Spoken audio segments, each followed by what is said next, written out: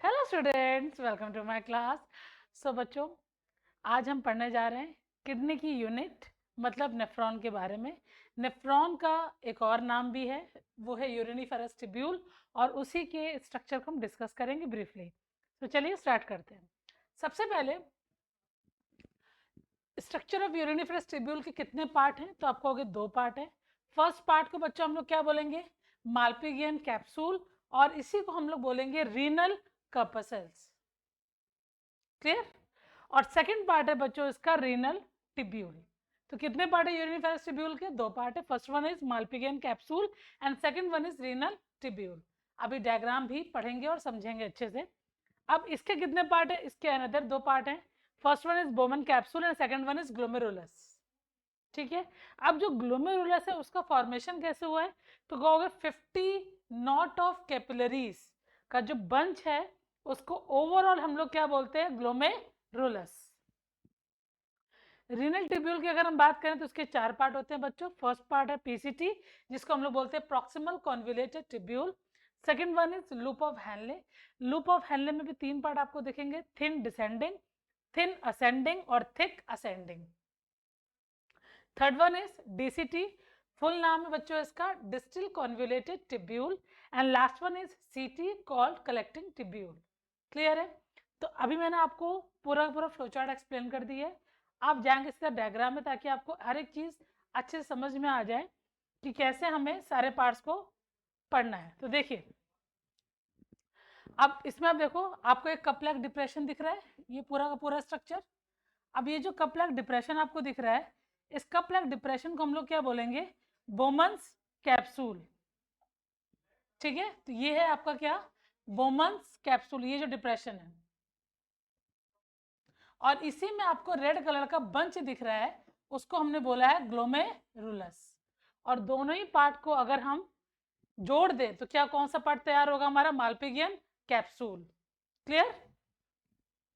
अच्छा भाई, अब देखो, जो कैपिलरी आ रही है वोमन कैप्सूल्स में, उसको हम लोग क्या बोलेंगे? एफ्रेंट। क्या बोलेंगे बच्चों? उसको हम लोग बोलेंगे एफ्रेंट आर्ट्रियोल। ठीक है। और जो एंडिंग वाला पोर्शन है, जो किडनी से बाहर जा रही है, नेफ्रॉन से जो बाहर जा रही है, उसको हम लोग क्या बोलेंगे? Efferent arteriole. ठीक है। और इन दोनों को अगर हम मर्ज कर दे तो क्या बन जाता है? ग्लोमेरुलस। ठीक है। अब आप ये कहोगे कि जो ब्लड लेकर आ रहा है, ठीक, एफ्रेंट आर्ट्रियोल, वो वाइडर क्यों है और जो ब्लड लेके जा रहा है वो नैरो क्यों है? तो उसके पीछे भी एक रीज़न है। रीज़न ये है कि जब ब्लड किडनी में आता है तो प्यूरिफाई होने के लिए आता है, क्योंकि वो बहुत सारे इंप्योरिटीज लेकर आ रहा है। और जब नेफ्रॉन से बाहर निकलता है ब्लड, तो सारे इंप्योरिटीज वहाँ पे डंप करके बाहर जाता है। इसलिए जो ब्लड है उसका जो अमाउंट है, उसका जो वॉल्यूम है वो रिड्यूस हो जाता है। इसलिए जो कैपिलरी का साइज है वो नैरो हो जाता है। क्लियर? अच्छा भाई, अभी आपने लास्ट लेक्चर पे पढ़ा था कि किडनी के अंदर जो एंट्री करती है वो रीनल आर्टरी और रीनल वेन होती है। वही रीनल आर्टरी जब ब्रांचिंग के फॉर्म में अंदर जाती है तो बन जाती है एफरेंट और इफरेंट आर्टरियोल। क्लियर? इसलिए आपको यहाँ मेंशन हो रहा है, ये देखो रीनल आर्टरी आपको दिख रही है और ये आपको दिख रही है रीनल वेन। अब जो रीनल आर्टरी वो क्या कैरी कर रही है? Oxygenated blood. रीनल वेन जो वापस आएगी ये लेके जा रही है, वो क्या कैरी कर रही है? Deoxygenated blood. बट यहाँ पे इम्प्योरिटीज का मतलब ये नहीं कि ऑक्सीजन की कमी है। यहाँ पे इम्प्योरिटीज का मतलब है कि हमारी बॉडी में जो एक्स्ट्रा अमाउंट में यूरिया प्रेजेंट है, यूरिक एसिड प्रेजेंट है, आपने कोई मेडिसिन खाई है तो उसके जो कलरिंग पिगमेंट्स हैं, जितने भी अनवांटेड अनयूजुअल प्रोडक्ट्स होते हैं, वो सारे प्रोडक्ट्स को क्या करता है? किडनी हटा देता है। उसके बाद हमारा जो ब्लड है वो प्रॉपर प्यूरिफाई हो जाता है। उसमें ऑक्सीजन का कोई भी लेना देना नहीं है। क्लियर? तो जैसे ही रीनल आर्टरी एंटर करती है नेफ्रॉन के अंदर, किडनी के अंदर तो रीनल आर्टरी जाती है, बट जैसे नेफ्रॉन में जाती है अगेन वो डिवाइड हो जाती है किसमें? एफरेंट और इफरेंट आर्टरियोल्स में। क्लियर? और जब बाहर आती है दोबारा तो वेन्यूल के थ्रू आती है किसमें? वेन्स में। और देन वेन से किडनी के बाहर। इतना क्लियर हो गया? ओके। सो फर्स्ट पार्ट हमने अभी डिस्कस किया था कि जो फर्स्ट पार्ट है नेफ्रॉन का, उसको हमने क्या बोला था? माल्पिगियन कैप्सूल। कितने पार्ट पढ़े हमने उसके? दो पार्ट पढ़े।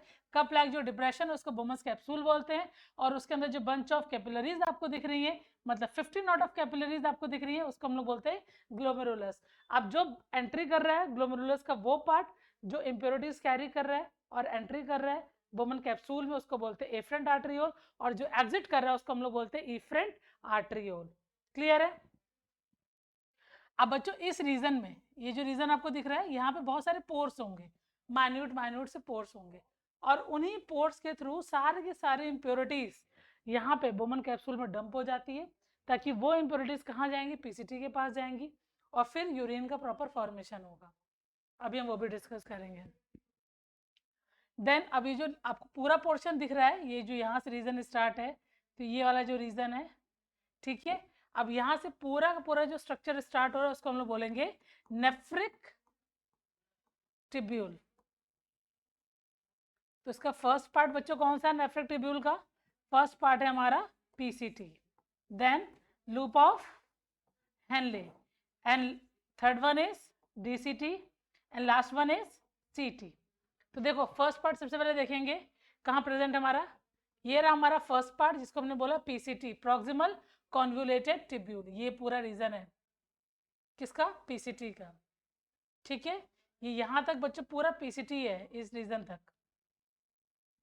फिर यहाँ से स्टार्ट हो रहा है जो लूप आपको दिख रहा है, इसलिए बोलते हैं hairpin like structure. Loop of Henle को हम लोग क्या बोलते हैं? हेयर पिन लाइक स्ट्रक्चर,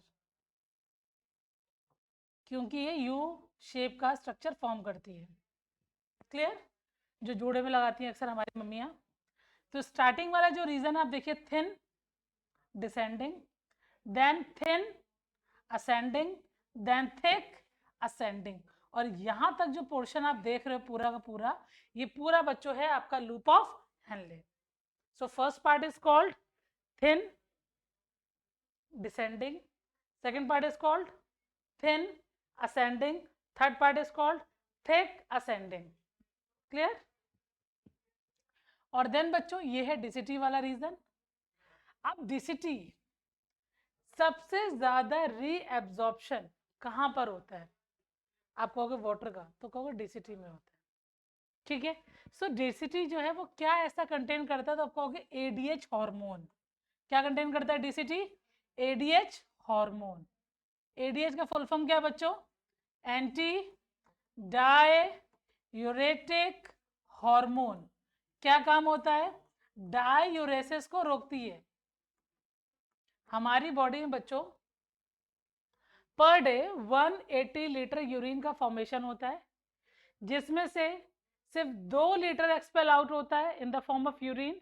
बाकी का जो रिमेनिंग है 178 लीटर वो रीएब्जॉर्ब हो जाता है, क्योंकि पहले रीएब्जॉर्प्शन करता है PCT, then loop of Henle, then DCT. उसके बाद जो रीएब्जॉर्ब नहीं हो सकता, बहुत ज़्यादा इम्प्योर हमारे बॉडी में बहुत ज़्यादा टॉक्सिक कॉज कर सकता है, वही यूरिन के फॉर्मेट में सीटी के थ्रू बाहर निकलता है। क्लियर है? सो बॉडी हमारी पर डे कितना यूरिन बना रही? 180 लीटर, दोनों किडनी मिलके, एक किडनी नहीं। ठीक है, रीएब्जॉर्ब कितना हो रहा है? 178 लीटर। और कितने एक्सपेल आउट हो रहा है in the form of urine? आप कहोगे 1.5 to 2 लीटर एक्सपेल आउट होता है। क्लियर? सो ये समझ में आ गया। डीसीटी कंटेन करता है एडीएच हार्मोन। एडीएच का फुल फॉर्म है एंटी डाययूरेटिक हार्मोन। क्या करता है? डाययूरेसिस को कंट्रोल करता है, बार बार यूरिन को आने से रोकता है। ठीक है, अच्छा अब आपका डाउट ये होगा कि मैम कभी कभी हमें बहुत ज़्यादा यूरिन आता है, उसके पीछे का रीज़न क्या है? जब आप अपनी बॉडी में एक्सेसिव वाटर डालोगे, रीएब्जॉर्प्शन कितना करना है? 178 लीटर, उससे ज़्यादा वो रीएब्जॉर्ब करेगा ही नहीं। आपने मोमोज खा लिए तो आप समझ लीजिए आप पानी भी ज़्यादा पियेंगे। अब आप पानी ज़्यादा पियेंगे तो बॉडी का जो रेट है वो उतना ही है, उसने जो रीएब्जॉर्प्शन करना है 178 लीटर करना है। अब आपने जितना एक्सेस बॉडी में डाला है वो आपको मिक्टोरेशन प्रोसेस के थ्रू एक्सपेल आउट करना है। मिक्टोरेशन का मतलब होता है पासिंग आउट ऑफ यूरिन। सो जितना एक्स्ट्रा वाटर है जैसे वो एक्सपेल आउट हो जाएगा, हमारी बॉडी में दोबारा से एडीएच डीसीटी पे अपना काम करना स्टार्ट कर देगा, और फिर हमारी जो बॉडी है वो नॉर्मल यूरिनेशन पे आ जाएगी। क्लियर? समझ में आया इतना? तो जब एक्सेसिव वाटर होगा रीएब्जॉर्प्शन के बाद तो एडीएच अपना काम करना बंद कर देगा। बट अगर किसी की बॉडी में एडीएच परमानेंट काम करना बंद कर दे तो एक बीमारी होती है बच्चों, उसको बोलते हैं diabetes insipidus. Diabetes insipidus.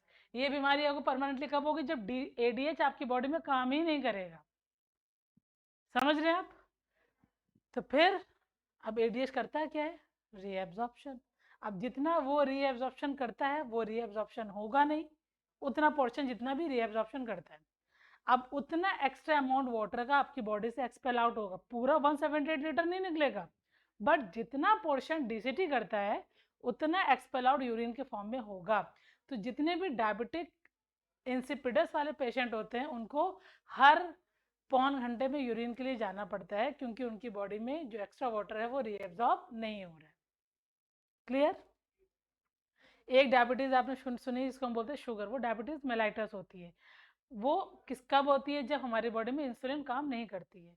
But जब हमारी बॉडी में एडीएच काम नहीं करेगी तो जो डिसीज होगी उसको बोलेंगे डायबिटीज इंसिपिडस। सो क्लियर हो गया?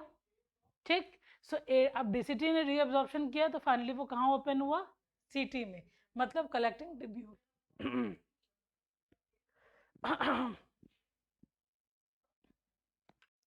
सो ये नेफ्रॉन का टॉपिक हमारा हो गया फिनिश। अब हम पढ़ेंगे फिजियोलॉजी ऑफ एक्सक्रीशन। देखिए फटाफट फिजियोलॉजी ऑफ एक्सक्रीशन में हमें क्या क्या पढ़ना है। तो सबसे पहले 2 स्टेप होते हैं फिजियोलॉजी ऑफ एक्सक्रीशन में। सबसे पहला स्टेप है बच्चों, सबसे पहला स्टेप है हमारा फॉर्मेशन ऑफ यूरिया, और दूसरा प्रोसेस है हमारा फॉर्मेशन ऑफ यूरिन। ठीक है। सो अब हमें ये पढ़ना है कि एग्जैक्टली यूरिया हमारी बॉडी में बनता कहाँ पर है। तो यूरिया हमारी बॉडी में बनता है लीवर में। कहाँ बनता है? लीवर में। सो लीवर में कौन सा प्रोसेस होता है? आपको ऑक्सीडेटिव डीएमिनेशन होता है लीवर में।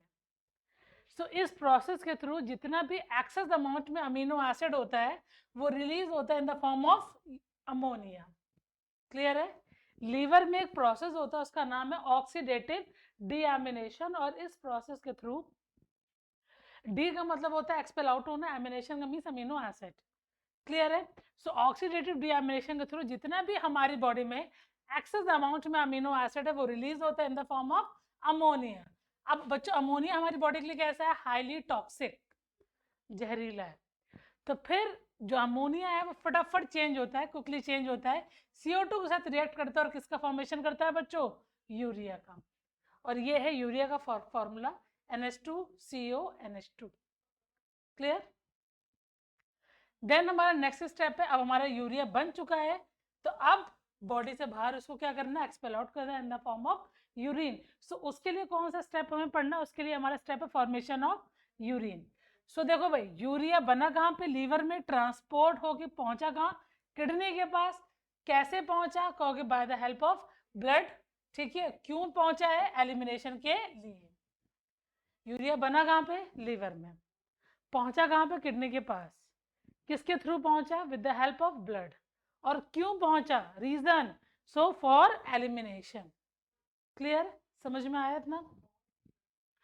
सो सबसे पहला स्टेप है बच्चों अल्ट्रा फिल्ट्रेशन। ठीक है। सेकंड स्टेप है सिलेक्टिव रीएब्जॉर्प्शन, और थर्ड स्टेप है ट्यूबुलर सिक्रीशन। ये 3 स्टेप हैं, देन हमारा यूरिन का फॉर्मेशन प्रॉपरली हो जाता है। तो देखो भाई, अल्ट्रा फिल्ट्रेशन में क्या होगा? Filtration of any liquid under tremendous pressure. अब एफ्रेंट जो भी ब्लड लेकर आ रही है उसमें इम्प्योरिटीज है। अब वो इम्प्योरिटीज जब प्रेशर से कहाँ पहुंचेंगी? बोमन कैप्सूल, देन पीसीटी के पास। सो उस ओवरऑल प्रोसेस को हम लोग क्या बोलते हैं? Glomerular filtrate. उसी को हम लोग बोलते हैं नेफ्रिक फिल्ट्रेट, और उसी को हम लोग बोलते हैं अल्ट्रा फिल्ट्रेट, और प्रोसेस को बच्चों हम लोग बोलते हैं अल्ट्रा फिल्ट्रेशन। क्लियर? समझ में आया? देन नेक्स्ट है हमारा सिलेक्टिव रीएब्जॉर्प्शन। अब सिलेक्टिव रीएब्जॉर्प्शन कौन कौन करेगा? तो सिलेक्टिव रीएब्जॉर्प्शन परफॉर्म करेंगे PCT, DCT, loop of Henley और सीटी। सो उसका डायग्राम देखेंगे हम पहले। सो देखिए फटाफट, ये डायग्राम है और यहाँ पढ़ेंगे किस तरीके से सिलेक्टिव रीएब्जॉर्प्शन परफॉर्म हो रहा है। तो सबसे पहले जो ये रीजन आप देख रहे थे, इसने कौन सा प्रोसेस परफॉर्म किया? आप कहोगे ultra filtration. So ultra filtration done by Bowman's capsule. ये है बच्चों आपका बोमन्स कैप्सूल। ठीक है, इसने सारी इम्प्योरिटीज को डंप कर दिया कहाँ पे, पीसीटी के पास। अब जो नेफ्रिक टिब्यूल वाला पोर्शन, मतलब पीसीटी डीसीटी वाला पोर्शन है, वो स्टार्ट करेगा सिलेक्टिव रीएब्जॉर्प्शन। सिलेक्टिव रीएब्जॉर्प्शन का मतलब है हम उन्हीं सब्सटेंसेस को रीएब्जॉर्ब करेंगे जिनकी रिक्वायरमेंट हमारी बॉडी में है और जो वेस्ट होकर बॉडी से बाहर एक्सेस अमाउंट में ना निकल जाए। ठीक है, तो जो एरो आपको बाहर जाते हो दिख रहा है ट्यूब से, वो सब रीएब्जॉर्ब हो रहा है, और जो एरो ट्यूब की तरफ आ रहा है वो रीएब्जॉर्ब नहीं हो रहा है। सो अब देखिए क्या क्या रीएब्जॉर्ब हो रहा है पीसीटी में, ग्लूकोज है, अमीनो एसिड्स है, प्रोटीन है, विटामिन है, लैक्टेट है, यूरिया है, यूरिक एसिड है, N+, K+, calcium, magnesium, chlorine, bicarbonates और वाटर, ये सब मोस्ट ऑफ द पार्ट जो है वो रीएब्जॉर्ब हो रहे हैं। तो अभी आप कहोगे कि मैम अभी आपने कहा था कि यूरिया को हमें किडनी से बाहर निकालना है। सो हमारी बॉडी में जो यूरिया बन रहा है, सपोज आप मान लीजिए 100% यूरिया बन रहा है, 30% की रिक्वायरमेंट हमारी बॉडी में है, तो वो रीएब्जॉर्ब भी हो रहा है। देखिए यहाँ पे यूरिया रीएब्जॉर्ब, यहाँ पे रीएब्जॉर्ब हो रहा है, और यहाँ पे देखिए जितना एक्स्ट्रा पोर्शन है जो हमें निकालना है वो सब एक्सपेल आउट भी हो रहा है। तो क्या क्या एक्सपेल आउट हो रहा है, urea, uric acid, creatinine, some drugs. अब ड्रग्स कौन से, जब एज अ मेडिसिन यूज करते हो, तो जितने भी आप देखोगे जब भी आप मेडिसिन इनटेक करते हो तो हमारा यूरिन कलर चेंज हो जाता है। तो जितना उसमें ड्रग वाला पोर्शन है जो हमारी बॉडी को जितनी भी रिक्वायरमेंट नहीं है, पिगमेंट्स की रिक्वायरमेंट नहीं है, तो वो सब यूरिन के थ्रू एक्सपेल आउट हो जाता है। H+ बच्चों रीएब्जॉर्ब हो रहा है, सॉरी रीएब्जॉर्ब नहीं हो रहा, एन अमोनिया भी रीएब्जॉर्ब नहीं हो रहा, तो ये सब हो रहा है पीसीटी के थ्रू एक्सपेल आउट। फिर कहाँ पहुंचे हम, लूप ऑफ हेनले के पास। तो लूप ऑफ हेनले के पास जो लूप ऑफ हेनले का डिसेंडिंग वाला पोर्शन है, थिन डिसेंडिंग, वो बच्चों क्या रीएब्जॉर्ब कर रहा है, वाटर। तो एमसीक्यू में क्वेश्चन आ सकता है कि थिन डिसेंडिंग है, लूप ऑफ हेनले का थिन डिसेंडिंग वाला पोर्शन है, कौन से पार्ट को रीएब्जॉर्ब कर रहा है, तो आपका आंसर क्या होगा, वाटर। क्लियर। देन हम कहाँ पहुंचे, आप कहोगे थिन असेंडिंग वाले पोर्शन में, ये क्या चीज रीएब्जॉर्ब नहीं करता, आप कहोगे यूरिया। देन कहाँ पहुंचे हम, थिक असेंडिंग में, अब ये क्या क्या रीएब्जॉर्ब कर रहा है, तो आप कहोगे Na+, K+, Cl-, इतना रीएब्जॉर्ब कर रहा है, वाटर रीएब्जॉर्ब नहीं कर रहा है ये। फिर फाइनली कहाँ पहुंचे हम, डीसीटी के पास। अब डीसीटी क्या क्या रीएब्जॉर्ब कर रहा है, सोडियम, क्लोरीन, बाइकार्बोनेट, वाटर। क्या चीज रीएब्जॉर्ब नहीं कर रहा है, H+, K+ और अमोनिया। ठीक है, उसके अलावा डीसीटी के पास क्या होता है बच्चों, एक एडिशनल चीज होती है बढ़िया सी, और वो है आपका एडीएच। एडीएच का बच्चों फुल फॉर्म है एंटी डाययूरेटिक हार्मोन, जो अभी हमने डिस्कस किया था, तो मैं यहाँ लिख दे रही, मेंशन कर दे रही हूँ। तो डीसीटी के पास क्या है, एडीएच है। एडीएच क्या करता है, डाययूरेसिस को होने से रोकता है, बार बार यूरिन को आने से रोकता है। बट जिस भी ऑर्गेनिज्म के अंदर है, जिस भी ह्यूमन के अंदर, मेनली हम ह्यूमन में ही पढ़ रहे हैं, तो जिस भी ह्यूमन के अंदर एडीएच की डिफिशियंसी हो जाती है, तो डिसीज कौन सी कॉज होती है, डायबिटीज इंसिपिडस। कौन सी डिसीज कॉज होती है, डायबिटीज इंसिपिडस। क्लियर। नेक्स्ट, अब यहाँ पे रीअब्जॉर्प्शन हो गया, फाइनली कहाँ तक पहुंचा, आपको सीटी के पास। सीटी भी क्या करेगा बच्चों, वाटर और यूरिया जितना हो सके वो रीअब्जॉर्ब कर लेगा, क्योंकि हमारी जो बॉडी है वो पर डे 180 लीटर यूरिन का फॉर्मेशन करती है, जिसमें से 178 रीअब्जॉर्ब होता है through this processes, through PCT, through DCT, loop of Henley, सीटी, और जो रिमेनिंग पोर्शन होता है 1 to 2 लीटर वो सिर्फ होता है एक्सपेल आउट। 178 रीअब्जॉर्ब होता है, 2 लीटर होता है बच्चों एक्सपेल आउट। क्लियर। तो जितना प्रोसेस अभी आपने पढ़ा है, इस पूरे प्रोसेस को हम लोग बोलेंगे सिलेक्टिव रीअब्जॉर्प्शन। क्लियर है। बोमन कैप्सूल ने जो पीसीटी को दिया उसको हम लोग क्या बोल रहे थे, ग्लोमेरुलर फिल्ट्रेट, नेफ्रिक फिल्ट्रेट और अल्ट्रा फिल्ट्रेट। क्लियर है। अब लास्ट स्टेप हम पढ़ेंगे,